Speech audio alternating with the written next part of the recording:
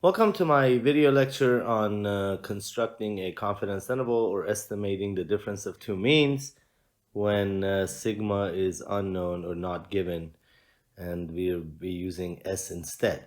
Now, you recall that every time we're estimating the confidence interval for the difference of the means and population standard deviations we don't know, we're going to use S instead, and in the formula, instead of Z, we're going to use the T value. Which is another table, uses another formula to figure out. And you recall that in order to find the t-value, you have to use t dot inverse dot two tails. And then you have to write two quantities here. The first one is going to be 1 minus your given confidence level. So if the confidence level is 99%, then what will go in here in the first position here will be 1 minus 0.99, which is 0.01. If it's 95%, then you'll take 1 minus 0.95, which is 0.05. So whatever you get from 1 minus, that's what's going to go in the first position. So if I go with a 99% confidence interval or confidence level, 1 minus 0.99 will be 0.01. So 0.01 that's what you put here. So basically, one more time, this here is the area in the tails of the t distribution.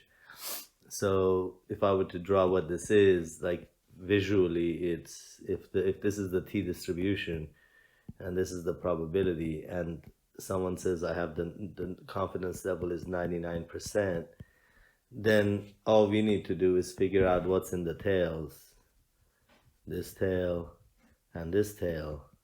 And that area is what goes into, and the combined red area is what goes into here. And that's why it says two tails. So basically what it wants is for you to write how much is in the two tail. Well, if in the belly is 99%, then obviously 1% is in the two tails. So it's 0.01. And then the second number you have to use is known as degrees of freedom. And that's always n minus 1. But since this is two populations, so you have two n's, you have to, customary or mathematicians say so, and there's a reason for this, you got to go with the smaller of the two. So you find n1 minus 1, you find n2 minus 1, and then you pick the smaller one for your degrees of freedom, and that's how you find the t-value.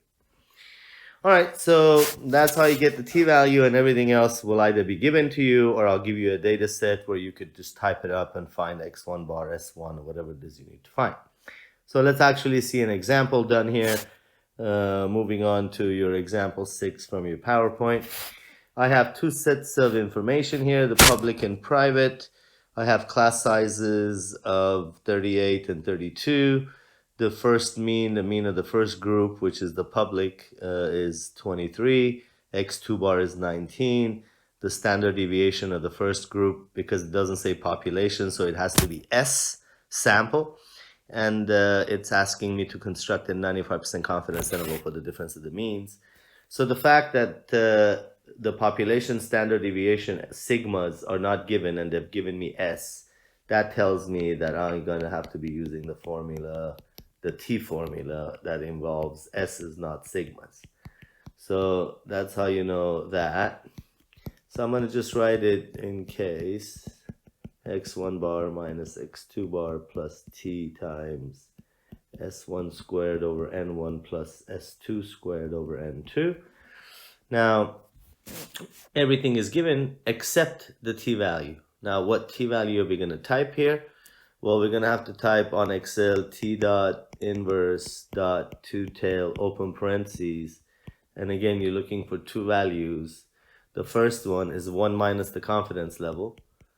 But the confidence level is 95%, so it's 1 minus 0.95, which is 0.05. So the first value that goes in there is 0.05, which is the area in both tails, or 0.05. And then the second one is the degrees of freedom. Now you have two n's, you have 38 and 32, so n1 minus 1 is 37, n2 minus 1 is 31. Now, which one is smaller? 31. So that's the one we will use in our T command. So you put 31 here. And that's how you will find the T value. And once you know the t-value, you know x1 bar, you know x2 bar, you know s1, you know s2, you know n1, you know n2. So you have everything you need to plug into the both sides of this formula and get the values. Let me just calculate the t-value for you on a spreadsheet so you guys could just see it. The value that you need to find, I have done it on the next slide here. So you see, I typed it up for you. Your degrees of freedom is 31. Your area in the boat tails is 0.05. So that gives you a t-score of 2.040. And I plug it into the both sides of the formula, and I get this final answer. And you'll be instructed on the number of decimal places to use. The only thing I want to show you is I want to show you capturing that 0.0531. So if I go to my spreadsheet, nice, I equal to t dot inverse dot two tail. The probability is 0.05, and the degrees of freedom is, what is it, guys? 31. Very good. So it's 31 and 2.0395. So if I round this to 3 decimal places, it will be 2.040. And that's why here we have 2.040, because I asked you guys to round it to 3 decimal places. So that's how you will be computing a confidence interval for the difference of proportions. Difference of the means when the population standard deviation is not provided and they've been giving you S's instead of sigmas. Thank you.